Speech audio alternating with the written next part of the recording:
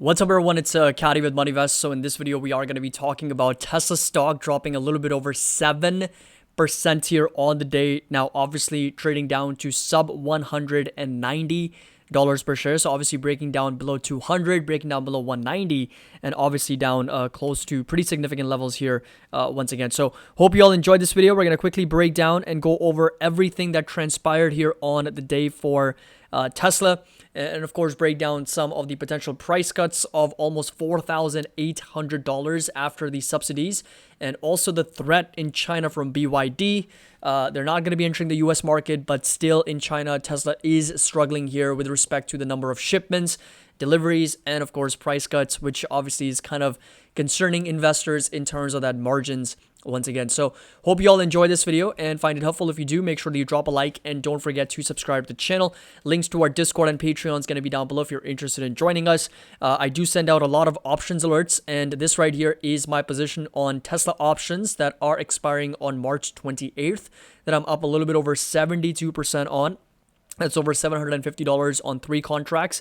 I will most likely be closing them out here fairly soon if Tesla continues to kind of pull back here a little bit. I'm looking for at least 80% profit, if not more than that. And then, of course, my end-phase calls that expires this week on Friday are up over 61%, 2 contracts, and up a little bit over $400. So again, link's going to be down below. Literally, like, you know, for the entire year with that 16% discount, you can get into the MoneyVest subscription here, MoneyVest community for over $200. And just one options contract, 2 options contract alone can be enough to make you a little bit over $400. Of course, you do need to understand how to trade them.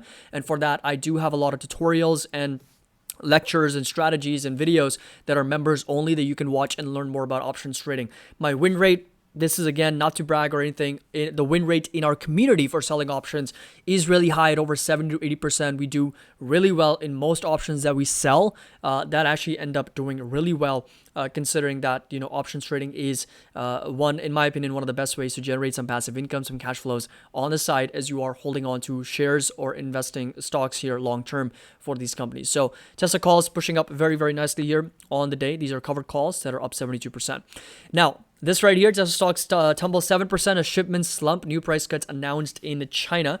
So Tesla reported over 60,000 vehicle shipments from the Giga Shanghai factory in February, and that's down about 19% on a year-over-year basis.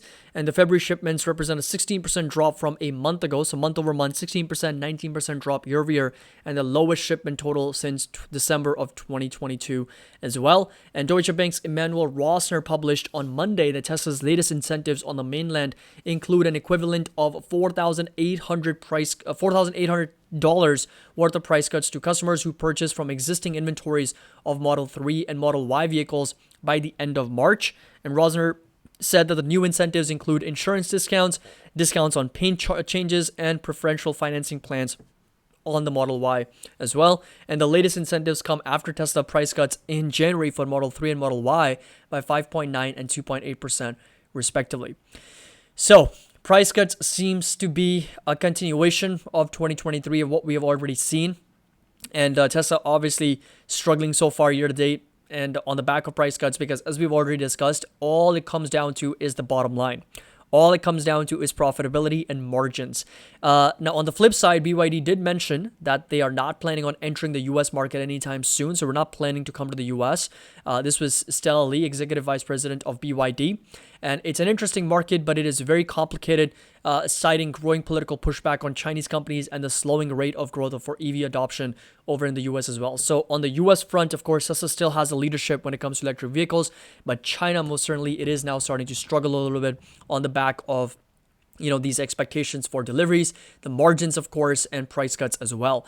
Now, Dan Ives also did mention that it's been a perfect storm of headwinds for Tesla in China. This was a negative data point that adds fuel to the fire around the stock. This was Dan Ives. And of course, in the US, Tesla this month offered 5,000 free supercharging miles to customers who trade in their older vehicle to get a new Tesla vehicle by March 31st.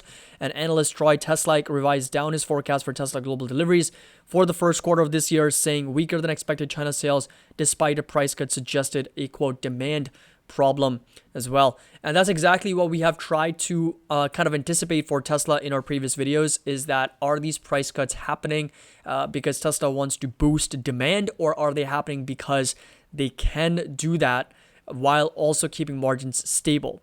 And the answer is that they are cutting prices because they want to increase demand, and they're doing it at the expense of margin compression. And that's exactly not what investors and analysts want to see, because margin compression, meaning operating margins and gross margins, have been trending lower for the last 4 to 6 quarters. And as they have continued to come down, that's obviously put a lot of impact on the bottom line earnings, which have been declining on a year-over-year basis. And then as a result, we're starting to see the stock price kind of reflect that, because as earnings come down, valuations all of a sudden start to become more expensive. And that's exactly one of the reasons why I've mentioned before that my fair value is in the 150s. Tesla is still an electric vehicle company. Those are two things that I've mentioned constantly on the channel, and I've got a lot of pushback for it, but that's exactly the viewpoint that I have for Tesla. Is Tesla, for one, is an electric vehicle company for now. It could be a tech company later on in the future, but right now it is an electric vehicle company. And number two is that that it is going to take some time to actually recover its operating margins, right? Margins is really what matters. Operating margins, gross margins, and we're starting to see a little bit of that recovery quarter over quarter. We did see in the fourth quarter of 23 for the margins to push back higher, but with these price cuts, again, it's just putting us back into this mode that if there's price cuts, margins will compress, profitability is going to be a problem, and my fair value once again is going to stay put at 150s, considering that there is going to be somewhat of an expensive valuation given the lower potential earnings with the price cuts for Tesla.